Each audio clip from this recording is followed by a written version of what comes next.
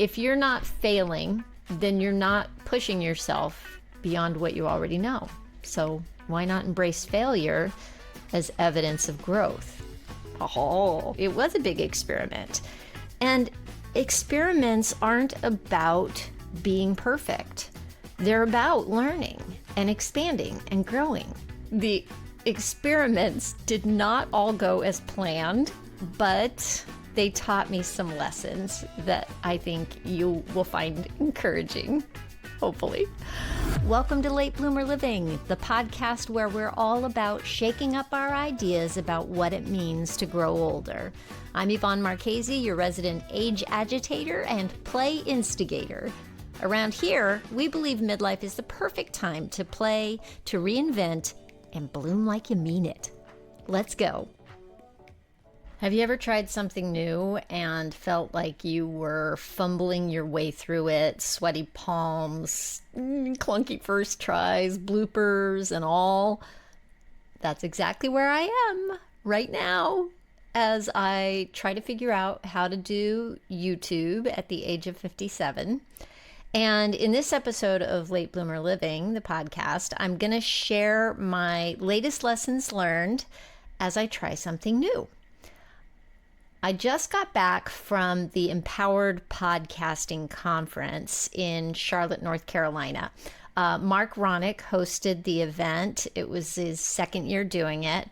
And man, he had an incredible support team that brought the whole thing together. It was my very first podcasting conference. And I also spoke on a panel for the first time alongside 3 other rock star podcasters. So while I was there, I decided to experiment with something new. I decided to try interviewing people in the hallways of the conference, like man on the street interviews.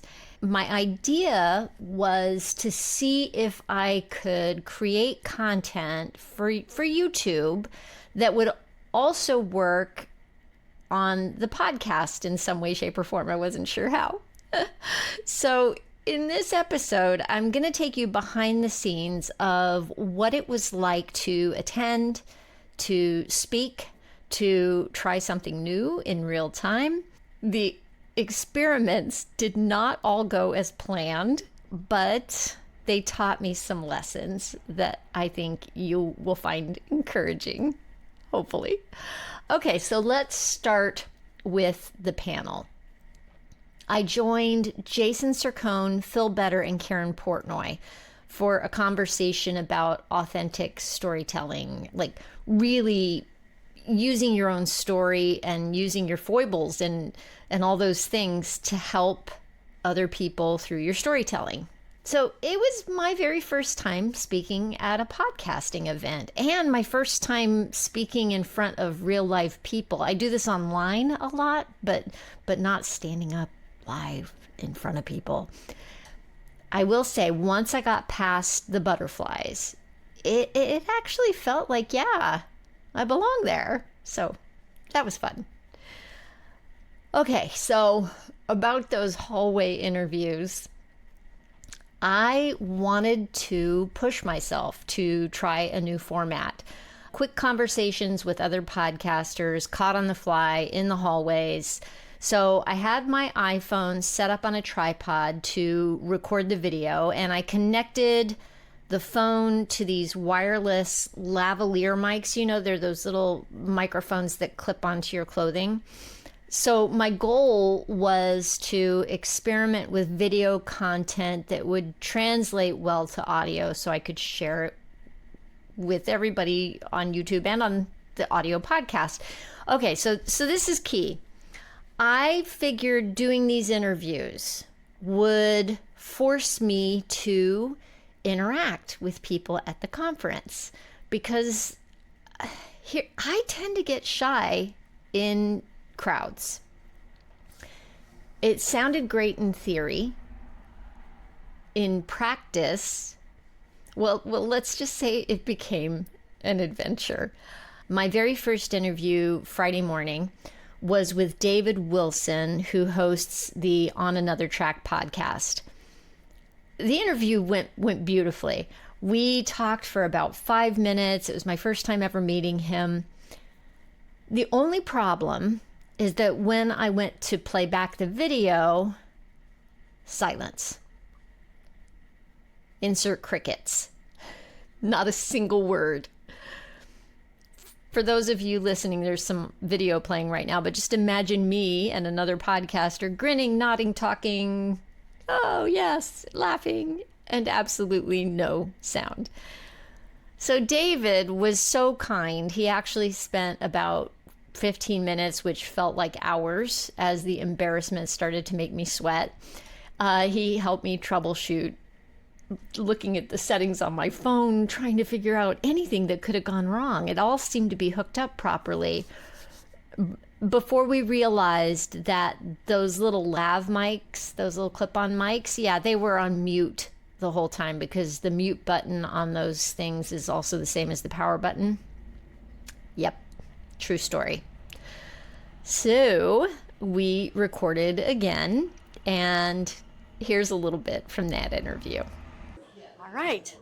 Take What two. does this take 50,000? No, take two. Take There we go. 50,000. Okay, there we go. Okay, we'll start with, what's your name? So I'm David Wilson from On Another Track podcast. Fantastic. Yeah. Thank you so much. David has been helping me troubleshoot my tech inadequacies.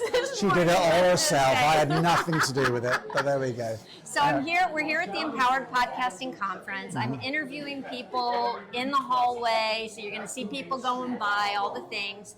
And the first question I want to ask is, why does your podcast exist? What is the purpose? Oh, that's a big question. I would say because I was angry, right? And I needed to direct that anger, that energy into something really positive.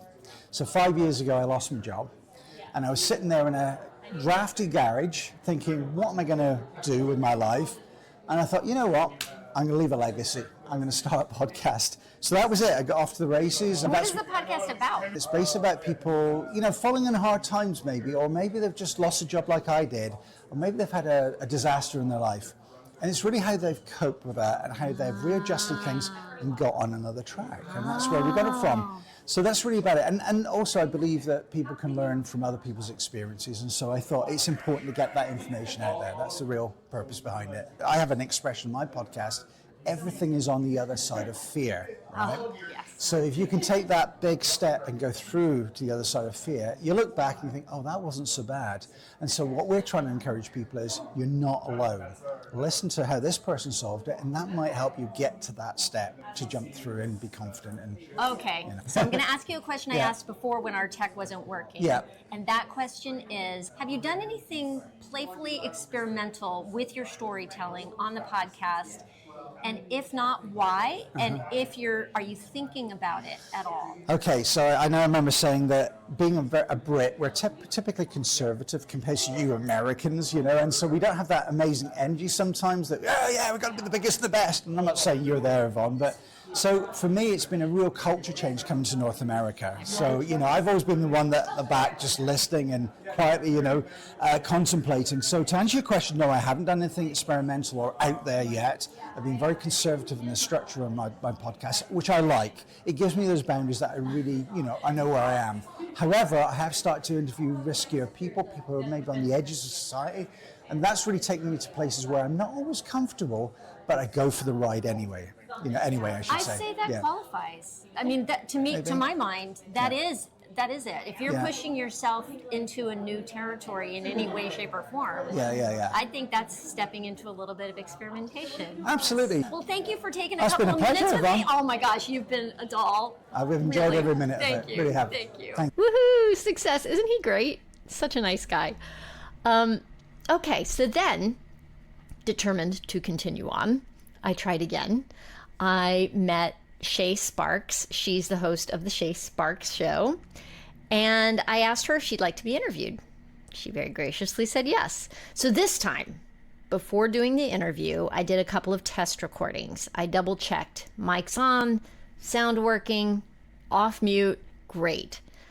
So Shay and I had another wonderful 5-minute conversation. Imagine me standing there holding the mic, feeling proud that I'd fixed the sound issue, only to discover the little red record light had never come on. Yep, another rookie mistake. Well, Shay was totally gracious, and we did the interview again, and here's a clip from that conversation. What is your name? My name is Shay Sparks. What's the name of your podcast? The Shay Sparks Show. Of course, right? Yeah. So it's an interview podcast, right? Yes. Yeah. Tell me about something that you've done where you've monkeyed with the storytelling aspect of what you're doing, and how did that work out for you? Yeah. So I interview military and business leaders on what it means to invest in people. Okay. Thank you. And I'm also a coach too. And I decided to, because I started to notice like a pattern. Like sometimes we're not kind, right? We're never kind to ourselves all the time. Right. And so I was like, and a friend of mine actually, we had a conversation, and unfortunately he was not kind to someone else. And I'm like, you know what? You're being a dick. And all of a sudden it like just came to me that could be an acronym. And so I started to use it as an acronym at the end of my episode. So I would interview the person, and then at the end I would have a segment called Don't Be a Dick segment. And I use the acronym of disrespectful, inconsiderate, conniving, and know-it-all. I love it. So it's a thing that you tack on at the end of the interview. Yes. So it doesn't have to do with like the main conversation. This is like an extra, and it's a coaching segment. But I took pieces from what the conversation was about, Yeah. because somewhere in there, and that was like the fun treasure hunt to kind of pull out the piece, Yeah. that they were either being one of those things, disrespectful, inconsiderate, conniving, or know-it-all to themselves, or they were doing that to someone else. Oftentimes we don't even realize that that's who we're being. Absolutely. Right? And so it was just like, well, what would you do? And so it was having the conversation, talking about it to an imaginary person, right? My audience.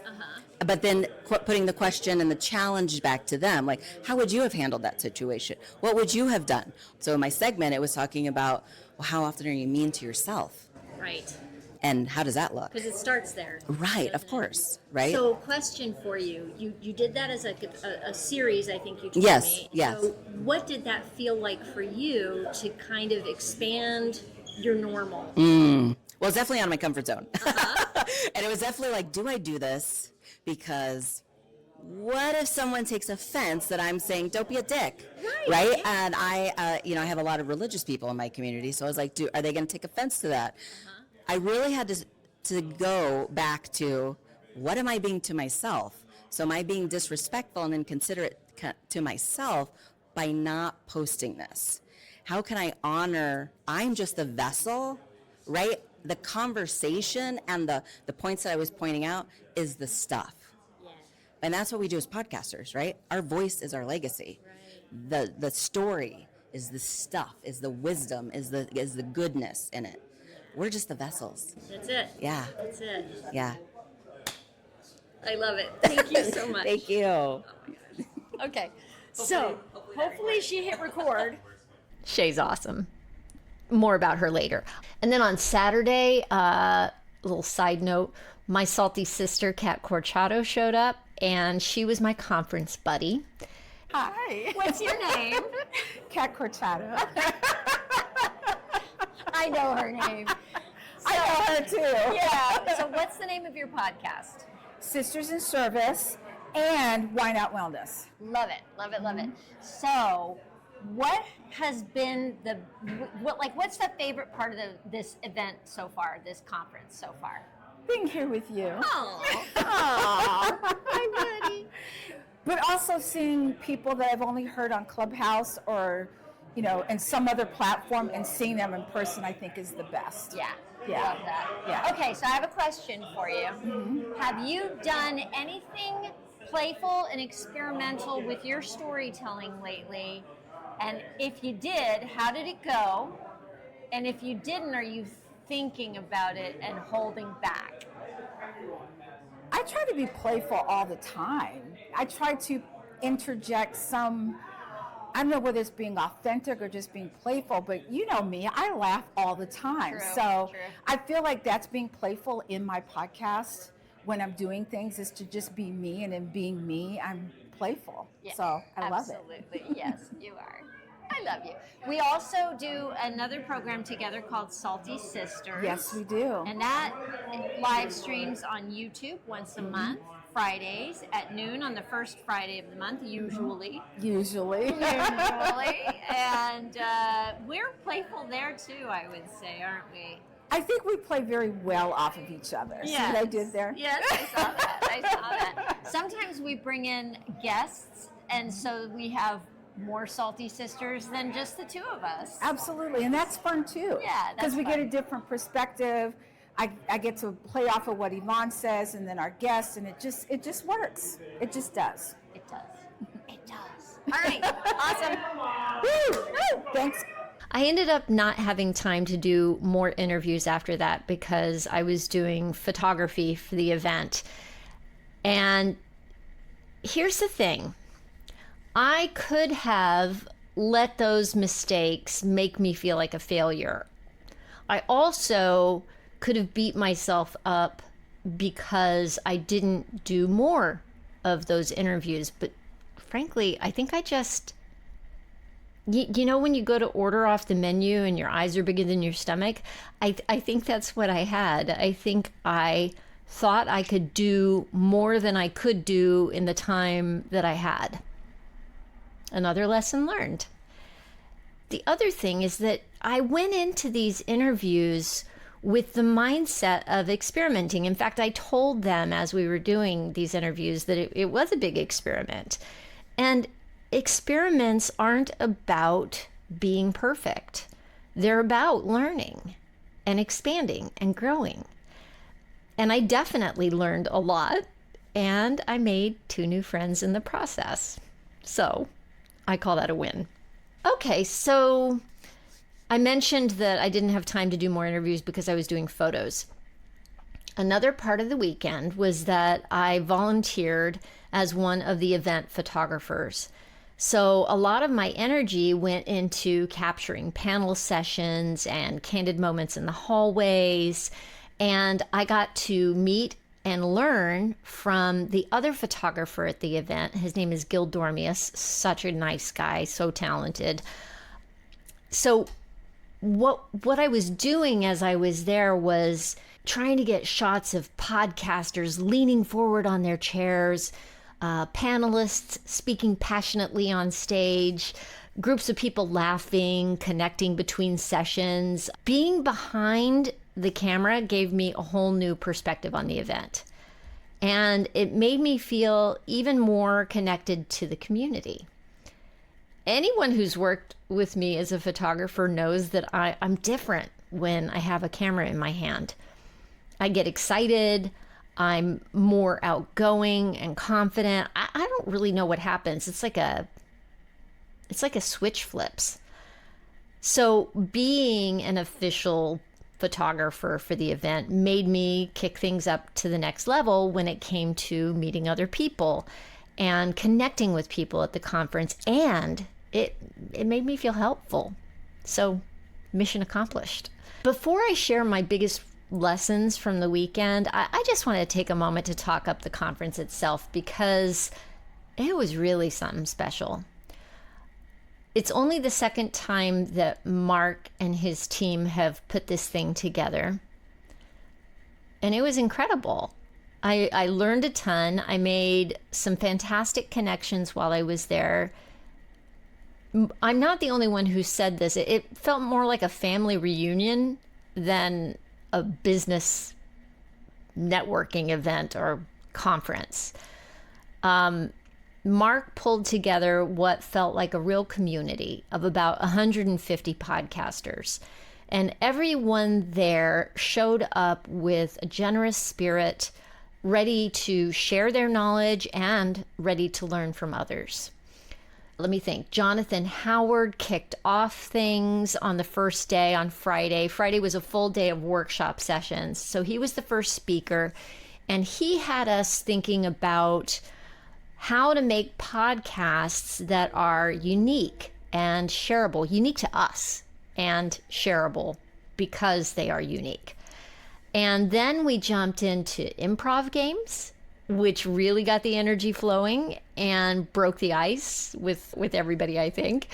And from there, it was just off to the races. And the speakers honestly blew my mind one after another. Remember Shay Sparks from that earlier hallway interview? Well, she and her partner, Adam Bird, gave a great talk about building community as a podcaster. And I wish I could highlight all the speakers here, but I would just have to go on and on and on.